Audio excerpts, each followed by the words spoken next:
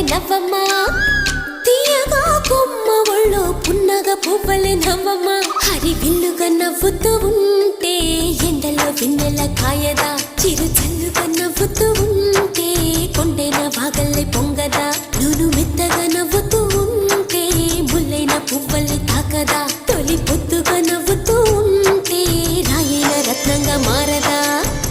హాయిగా అమ్మ ఒళ్ళో చిన్నారి పాపల్లే నవ్వమ్మా తీయగా కొమ్మ ఒళ్ళో పున్నగ పువ్వలే నవ్వమ్మా